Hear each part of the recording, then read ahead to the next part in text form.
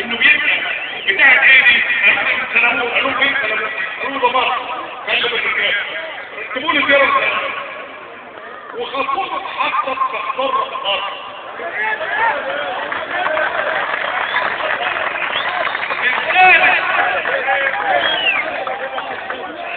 كانوا ناقصين الدكتور حوالين سلامون ويكتبوا عليها سجن سلامون.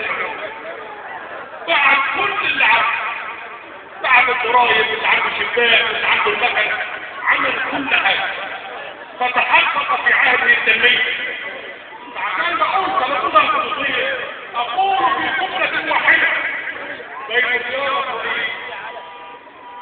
وعوده مرشح تتحقق المعادله تلك هي سلامون.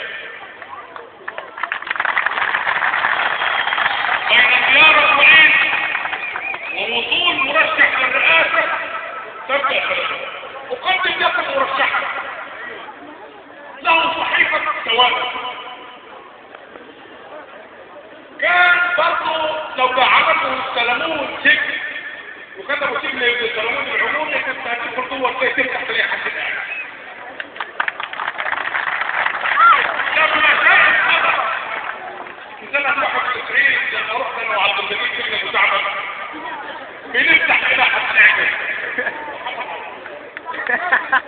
فكان السابع ضد الطيار لا يستطيع احد ان يقول انه جاء اليوم ليتحدث عن الثوره وهو ليس من جويه، فهو قال لا في وجه من قالوا نعم. ايها السابع، ايها الحضور، يتردد وبشكل عاجل في الايام المقبله حاجه كده اسمها ايه؟ احنا عندنا استفتاء على التعديلات الدستوريه. اللي حصل لما السلطه انتقلت اثر ثوره شعبيه انتقلت على خلاف احكام الدستور. يبقى ايه؟ يبقى الدستور سقط. لما الدستور سقط يبقى انضم الباقي الزمايل. دستور 68 ودستور 64 ودستور 54 ودستور سنه 30 ودستور سنه 23. الدخل كان في الزمايل.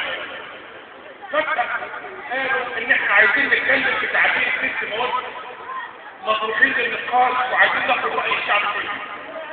بس يعني انت اعتبر ان الشعب ده هيتسقط على الدستور، هتحكمه ب6 مواد دول بس؟ لا، هتحكمه كمان بالباقي. يعني انت هتستفتي الشعب على 6 مواد ولا على الدستور اللي مات؟ ولا على الدستور اللي مات معاه 6 مواد؟ محدش عنده كده.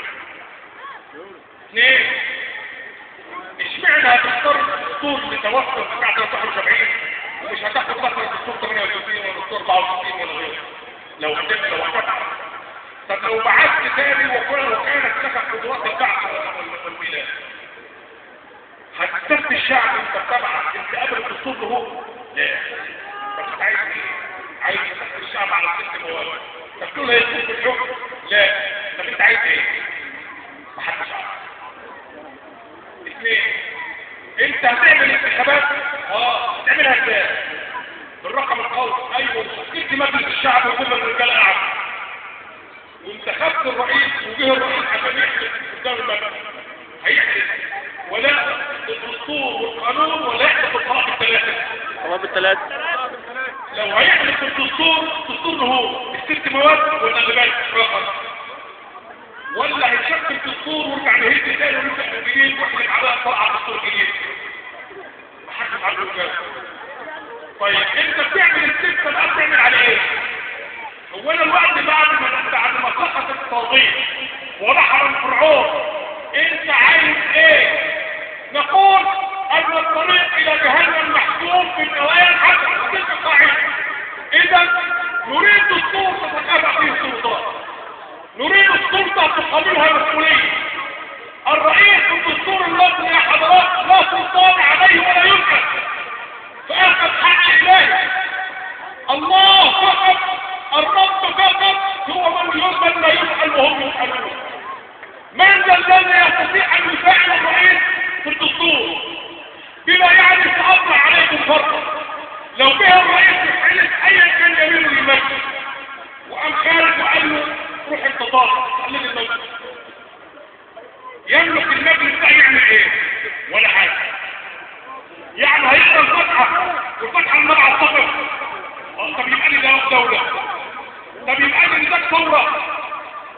هو انا لازم اجيب برايمر عشان يحكم على النهج الامريكاني عشان هم يعلمونا ان هم المحتلين ويجوا يعملوا ثوره ويجوا يعملوا دوله؟ يا حضرات السلطه تقابلها مسؤوليه. يا حضرات محدش عاد يقول الدستور ماليش دعوه. هذا الشعب الذي لامس المستحيل شكلا وجسما وجسما هو الذي اخاطبه الان في 3 انظمه للحكم في العالم. في نظام رئاسي الرئيس ينتخب ويسأل امام البرلمان، امام الكونجرس، امام الكنيست، سميه زي ما تسميه.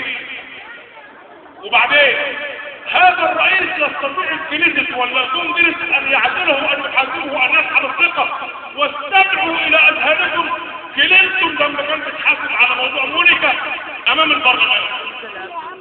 هذا نظام. النظام الثاني نظام البرلمان.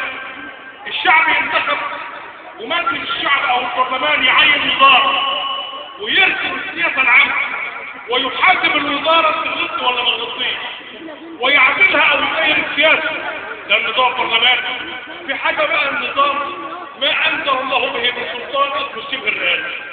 بيعمل ايه ده؟ الرئيس ينتخب زي القوة. مين اللي بيعين الوزاره؟ الرئيس. طب مين اللي يملك رسم السياسه العامه؟ الرئيس. طيب الشعب يملك يحقق او يسائل الرئيس؟ لا. طب تساله ازاي؟ يقول لك عن طريق وزراء. يعني ايه؟ يعني انت النهارده زعلان من وزير التعليم، زعلان من سياسه التعليم، ما تقربش من الباب العام. قول على وزير التعليم